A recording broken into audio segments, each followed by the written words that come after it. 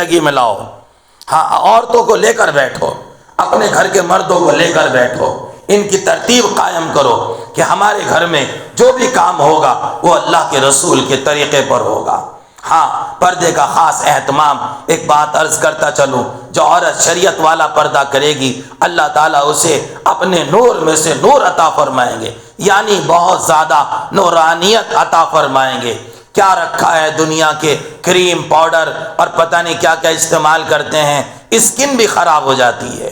محترم خواتین، خدا کی قسم جو نور تہجد پڑھنے سے آتا ہے، خدا کی قسم جو نور اللہ کے حکموں پر چلنے سے آتا ہے، جو نور قرآن پڑھنے سے آتا ہے، وہ کسی کریم پاؤڈر وغیرہ سے آ ہی نہیں سکتا.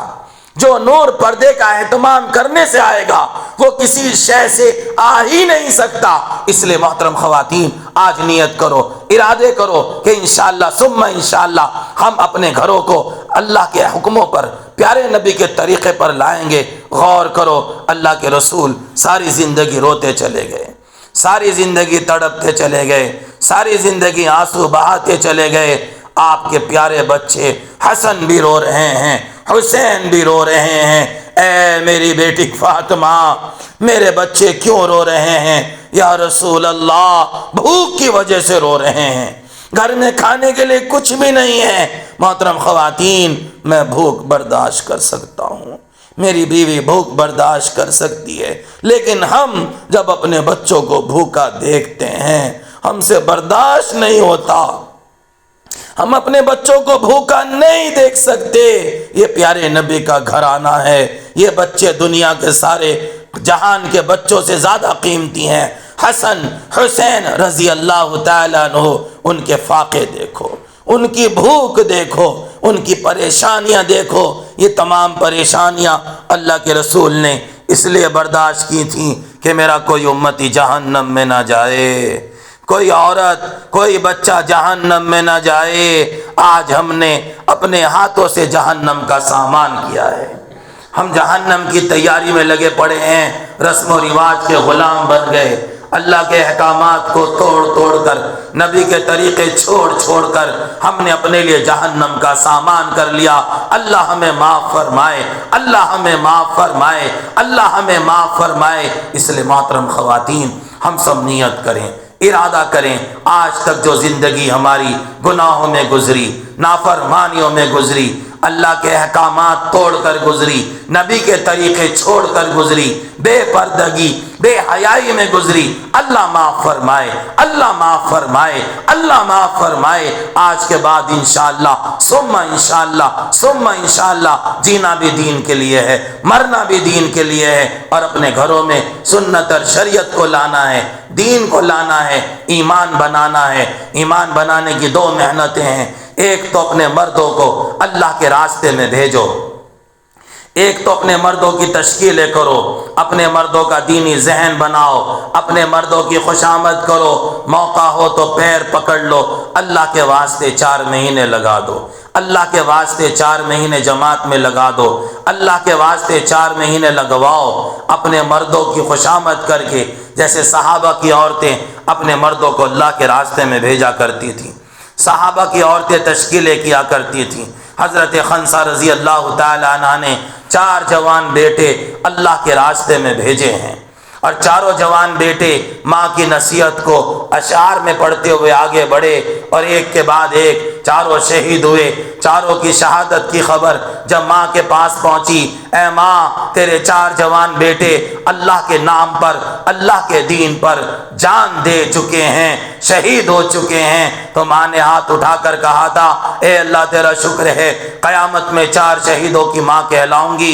محترم خواتین، حضرت اماں خدیجہ رضی اللہ تعالیٰ عنہ کی قربانی دیکھو، اللہ کے رسول پر ایمان لائیں، پیارے نبی کا کلمہ پڑھا، اشہد ان لا الہ الا اللہ و اشہد ان محمد رسول اللہ، اور کلمہ پڑھتے ہی جتنا مال اماں جان کے پاس تھا سب نچھاور کر دیا رسول اللہ صلی اللہ علیہ وسلم کے دین پر. اور اماں جان نے کہا تھا یا رسول اللہ آپ سچے ہیں، آپ امین ہیں، آپ صادق ہیں، اللہ آپ کو ضائع نہیں کرے گا، سب سے پہلے دعوت دینے والے آپ ہیں اور کلمہ پڑھنے والی میں ہوں۔ محترم خواتین، عورتوں نے قربانیاں دیں، سارے عالم میں دین زندہ ہوتا چلا گیا۔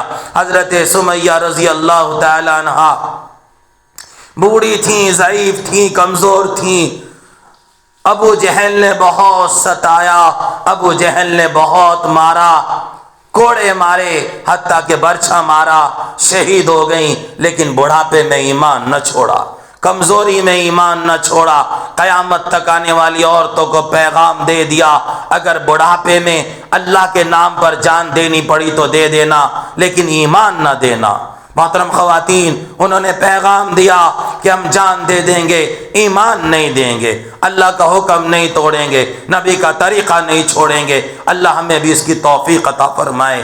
چھوٹے چھوٹے بچے قربانیاں دے رہے تھے، دین سارے عالم میں زندہ ہو رہا تھا، مرد نکل رہے تھے، عورتیں اللہ کے راستے میں نکل رہی تھیں۔ ایک جنگ کے موقع پر عورتیں اللہ کے راستے میں نکل کر آ گئیں۔ پیارے نبی نے پوچھا تم کیوں آئی ہو؟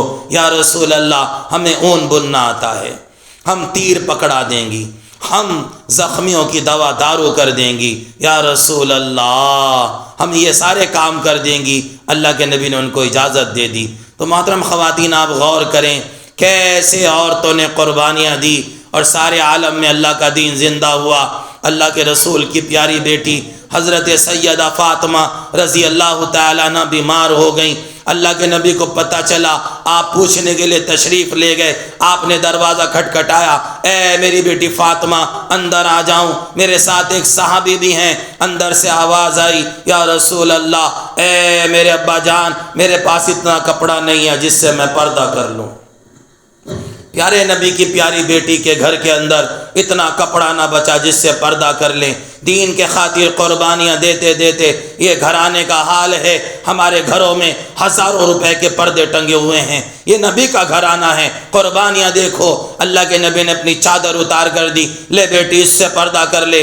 پردہ فرمایا، اندر تشریف لائے، بیٹی کا حال دیکھا، آنکھوں اندر کو گڑی ہوئی ہیں اور پیٹ کمر سے لگا ہوا، بیماری کے آثار، چہرے پر زرد چہرہ۔ اللہ کے نبی کی آنکھوں میں آنسو آ گئے، بیٹی بھی رونے لگی۔ پوچھا بیٹی کیا حال ہیں؟ ابا جان گھر میں کئی دن کے فاقے ہیں، اب بیماری بھی آ گئی، بیمار ہوں،